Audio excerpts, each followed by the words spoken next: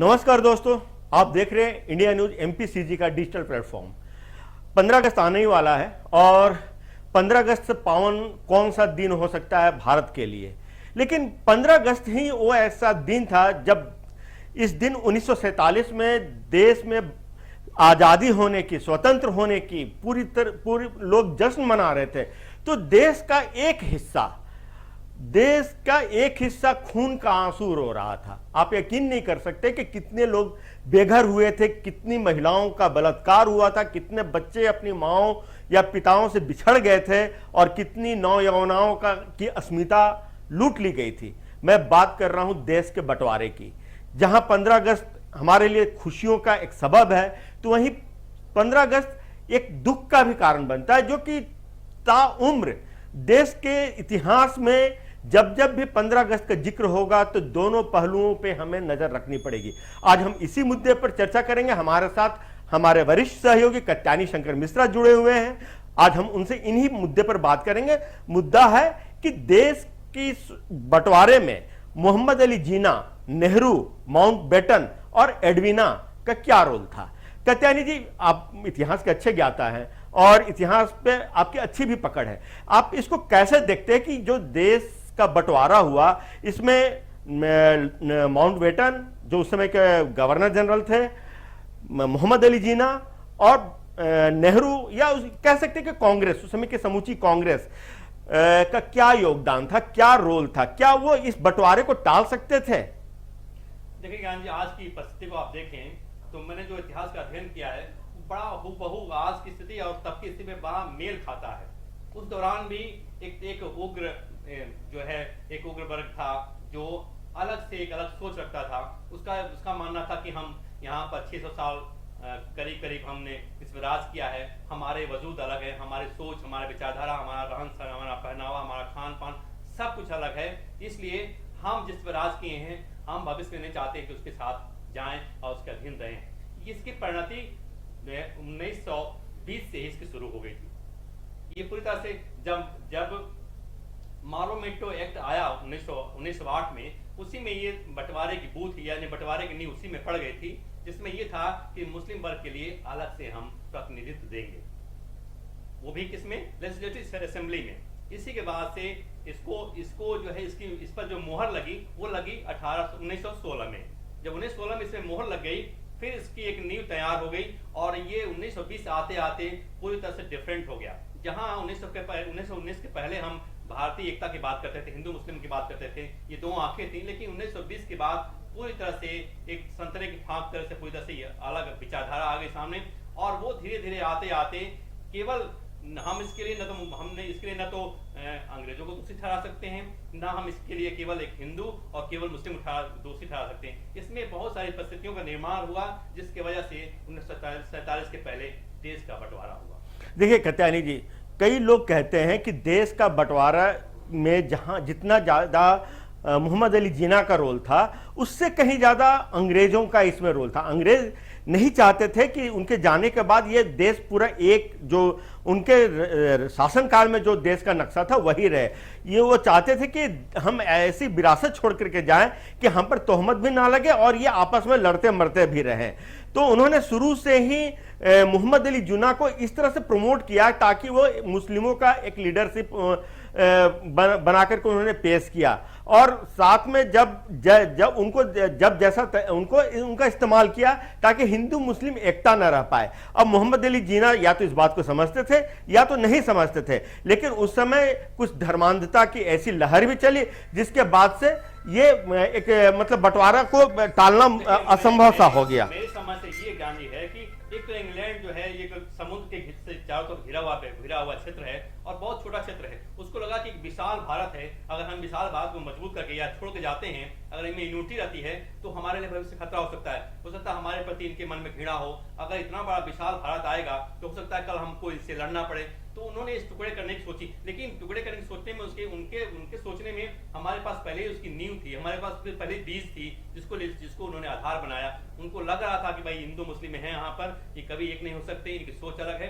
उन्होंने रहकर 2 साल में पूरा अध्ययन किया, 200 साल में, तब जाके उन्होंने ये बांटो और राज करो की नीति चालू की और हिंदू मुस्लिम को उन्होंने पढ़ाया। लेकिन इसमें हम बहुत ज्यादा उनका दोष नहीं दे सकते ज्ञान जी, क्योंकि आज की जो सोच है, आज जो परिस्थितियां दिखाई दे रही हैं, सरतन से जुदा होने वाली बात जो सामने आ रही है, और तब में बहुत अंतर नहीं था। हाँ, ये है कि इसके लिए हम कुछ न कुछ 10% हिंदू को भी दोषी मान सकते हैं, 90% मुसलमान को भी दोषी मान सकते हैं, जो इस्लामिक सोच थी उस समय। आज ठीक हम देखते हैं किस तरह से, जैसे 1947 के पहले मुस्लिम बड़ा उग्र था अलग देश पाने के लिए, उसी तरह से कहीं न कहीं हिंदू प्रतिक्रिया भी होती थी, चाहे विश्व हिंदू, चाहे वो विश्व हिंदू महासभा हो या अन्य जो हिंदू संगठन है, वो भी बीच बीच में गाहें बेगाहें आकर के अपनी प्रतिक्रिया देते थे, और उसको आधार बना करके मुस्लिम पक्ष जो था, जो इस्लामिक सोच थी वहां की उग्र, वो उसका आधार बना करके लोगों के सामने रखती थी। जिस तरह से आज रखा जा रहा है, एक छोटी सी नूपुर शर्मा की बात को लेकर के उसको आगे बढ़ाया जा रहा है, ठीक उस तरह से हिंदू थोड़ा सा मुद्दा देता था और मुस्लिम वर्ग उसको उठा करके पूरे आसमान पर ले आता था। कतैनी जी, एक और बात है, एक थ्योरी ये भी है कि कहा जाता है कि मोहम्मद अली जिन्ना प्रधानमंत्री बनना चाहते थे और महात्मा गांधी इसके लिए तैयार भी हो गए थे, लेकिन पंडित नेहरू जो उस समय के प्रोविंशियल गवर्नमेंट के एक प्रधानमंत्री भी थे, वो कभी नहीं चाहते थे कि जिन्ना को प्रधानमंत्री बनाया जाए। जब एक बार ऐसा कहा जाता है कि एक बार ऐसी चर्चा सामने भी आई, तो उन्होंने कहा कि मैं मोहम्मद अली जिन्ना को प्रधानमंत्री तो क्या, मैं अपना चपरासी भी नियुक्त करना नहीं चाहूंगा। मैं आपको एक बहुत गूढ़ विषय बता रहा हूँ जो आज तक नहीं कोई बताता है, ना उसका कोई जिक्र करता है। हालांकि किताबों में है, बिपिन चंद्रा ने खुद लिखा है कि आजादी के समय में गांधी बहुत ही मजबूर हो गए थे, विवश हो गए थे, यानी असहाय हो गए थे, उनका सहयोग करने वाला कोई नहीं था। उन्होंने लिखा है कि गांधी रोते हुए उन्होंने कहा था, नेताओं से, लोगों से कहा था कि आज आजादी को नजदीक देख करके हमारे नेता हमसे विमुख हो गए हैं। यही लाइन बिपिन चंद्रा ने लिखी हुई है। उन्होंने इसका संकेत नेहरू की तरफ किया है, पटेल की तरफ किया है, अन्य लोगों की तरफ किया है जो उस समय कांग्रेस को नेतृत्व दे रहे थे, उनकी तरफ उन्हें इशारा करते हुए कहा कि आजादी को नजदीक देख करके हमारे नेता हमसे विमुख हो गए हैं। मतलब कहीं न कहीं नेहरू में इस बात की लालच था, इस बात का कि हम जल्द से जल्द पीएम बन जाएं, भले देश बढ़ जाए। और आज कांग्रेस दम भरती है कि इंदिरा ने पाकिस्तान के 2 टुकड़े कर दिए। आप सुनते होंगे कांग्रेस के लगभग मैक्सिमम प्रवक्ता आते हैं टीवी डिबेट में और कहते हैं कि इंदिरा ने पाकिस्तान के 2 टुकड़े कर दिए, लेकिन हम कहते हैं कि भारत के 3 टुकड़े कांग्रेस ने कर दिए, जिसकी परिणति आज हमारे सामने है। और आज जिस तरह से माहौल है इस देश का, उसमें हम कह सकते हैं कि आगे जाकर के बहुत मुश्किल दौर आने वाला है। क्या आप इसको इस तरह से नहीं दे सकते हैं कि मुस्लिम लीग की जो स्थापना हुई थी वो अंग्रेजों की ही देन थी? एक समय जब सर सैयद अहमद खां, जिनको अंग्रेजों का पिट्ठू कहा जाता था, और उन्होंने मतलब उस समय के मुसलमान नेताओं के दिमाग में ऐसा भर दिया कि अंग्रेज ही आपके शुभचिंतक हैं और कांग्रेस जो है एक हिंदुओं की पार्टी है, और ये धीरे धीरे मुसलमानों के दिलो दिमाग में ऐसी घर कर गई कि उन्होंने एक अपनी पार्टी बना ली मुस्लिम लीग के नाम से, और धीरे धीरे ये इसकी परिणति ये हुई कि देश को बंटवारे के हद से गुजरना पड़ा। देखिए हुआ क्या है कि पूर्वी बंगाल जो आज बांग्लादेश है, वहां के आगा खान ने 1906 के 8 के बीच में इन्होंने मुस्लिम लीग की स्थापना की।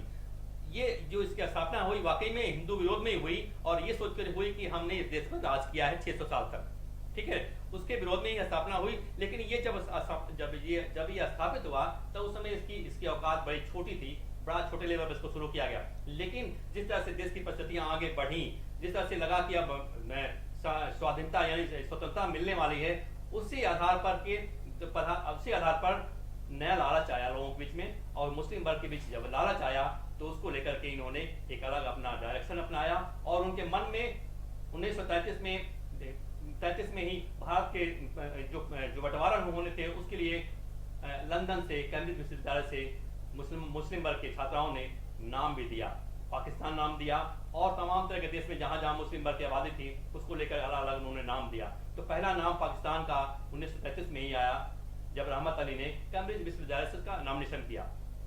और इसकी परिणति जब हम बता रहे हैं आपको कि 1920 में ही, यानी 1908, 1916 और 1920 में ही जब इसकी पटकथा लिखी जा रही थी, तभी से इनके मन में गुलगुले फुट रहे थे कि हमें एक अलग देश बनाना है। उसका नाम भी सामने आया, और सबसे हैरानी वाली बात यह है ज्ञान जी कि जो ही हम जाते हैं 1940 में तस्वीर बड़ी साफ हो जाती है। सारे जहां से अच्छा हिंदुस्तान जिसने गाया, जिसको हम महान कहते हैं आज भी, मुझे लगता है कि इतना बड़ा शैतान इस देश में कभी पैदा नहीं हुआ जिसने ये कहा हो कि शायद जहां से अच्छा हिंदुस्तान हमारा, और उसी ने पाकिस्तान की नींव रखी, उसी ने पाकिस्तान की पहली बार मांग कर दी कराची से, और उसके बाद देश में तमाम दंगे हुए, डायरेक्ट एक्शन हुआ, प्रत्यक्ष कार्रवाई हुई। ये डायरेक्ट एक्शन क्यों हुआ 1940 में? 16 अक्टूबर 1940 को घोषणा कर दी गई कि हिंदुओं को तब तक काटते रहो जब तक कि मुझे आज़ादी, यानी पाकिस्तान का जब तक कि पाकिस्तान पर ये हामी न भर दे कि हाँ पाकिस्तान आपको दे रहे हैं, आप दंगा और हत्या करना छोड़ दीजिए। तो ये पृष्ठभूमि थी देश आजाद होने से पहले की। हम 15 अगस्त तक इस आजादी सीरीज पे और भी टॉपिक्स पे हम चर्चा करेंगे। आज के लिए बस इतना ही। आप बने रहिएगा हमारे साथ। आप देख रहे हैं इंडिया न्यूज MPCG का डिजिटल प्लेटफॉर्म। नमस्कार।